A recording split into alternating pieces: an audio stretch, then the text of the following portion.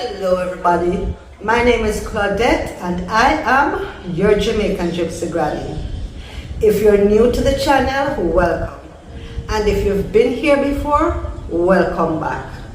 And if you've seen chapter 1 of Three Finger Jack, as promised, here is chapter 2. Because after doing that video, I realized I had left some details out. It was my first foray into making cinematic movies or videos, and so I decided to do chapter 2 to show you what else I learned. So if this interests you and this type of cinema interests you, please go ahead, hit that subscribe button, and also leave a comment in the comment section and tell me, what did you know about Three Finger Jack? Did you hear about him? And while you're sitting there, please enjoy.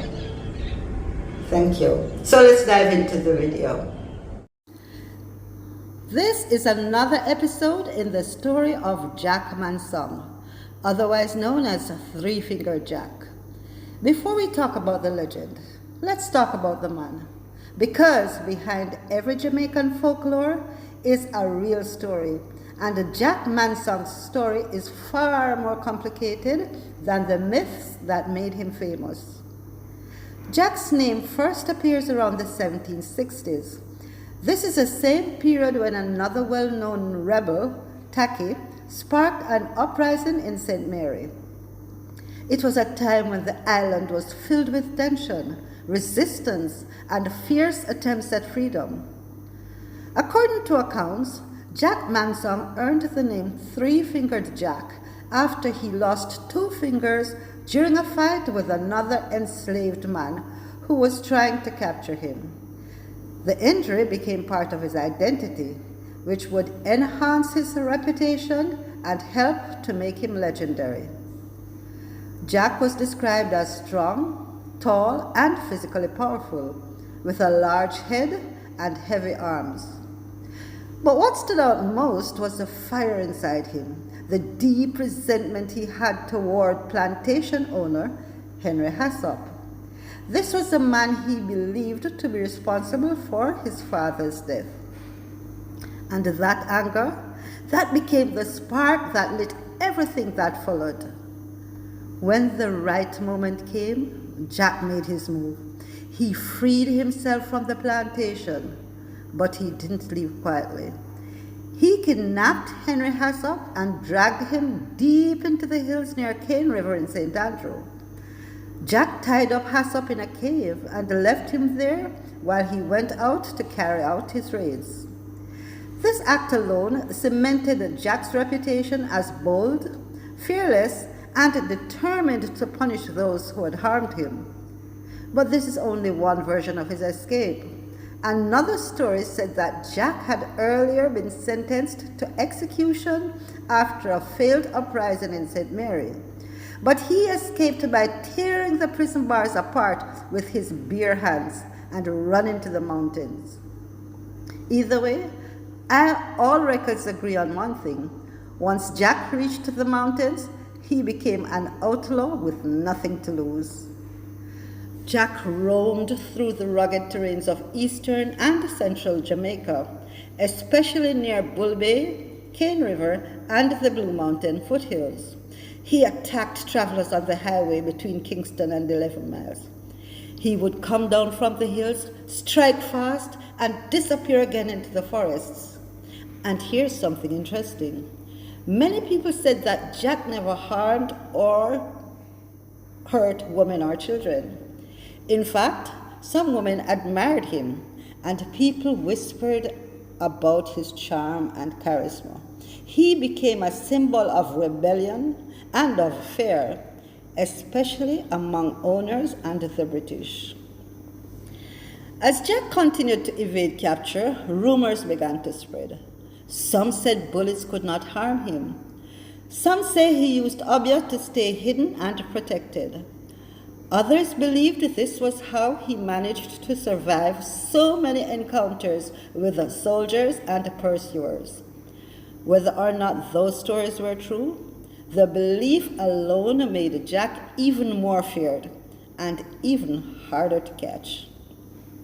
By now, the British authorities, plantation owners, militia, and even Maroons wanted him captured. Some wanted revenge. Some wanted to end the embarrassment he caused.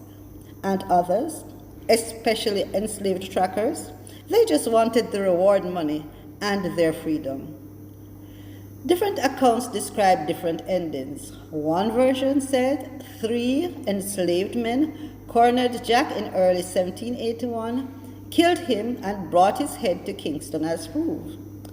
Another version says a group of Maroons, including a man named Quashie, ambushed him in January 1781. However it happened, Jack Mansong died in 1781. But the legend of Three-Fingered Jack was only beginning. Newspapers, books, songs, poems, even British theatre all used Jack's story. A London stage play about him was performed as early as the 1800s. 2 novels were published later that same year. And in Jamaica, his story was turned into pantomime and folklore for generations. In 1978, a monument was placed near Bull Bay, marking the territory where Jack once roamed. What began as a man's personal rebellion against oppression became one of Jamaica's most enduring folk legends. A story retold, reshaped, exaggerated, and celebrated for centuries. But behind the myth, behind the magic, behind the name, there was Jack Mansong, a man who refused to accept the life forced upon him. Once again, my name is Claudette, and I am your Jamaican Gypsy Granny. I hope you enjoyed this little bit about Three-Fingered Jack.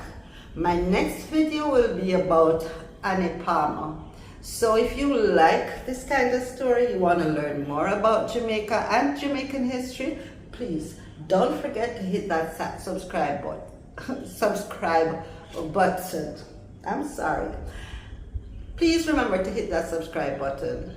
And also leave a comment below. Tell me what you learned that was new about Three-Fingered Jack. Or you could tell me what other story you would like me to cover. Thanks for watching, and don't forget to like, comment, share the video, and if you want to support my work, my PayPal link is in the comment section.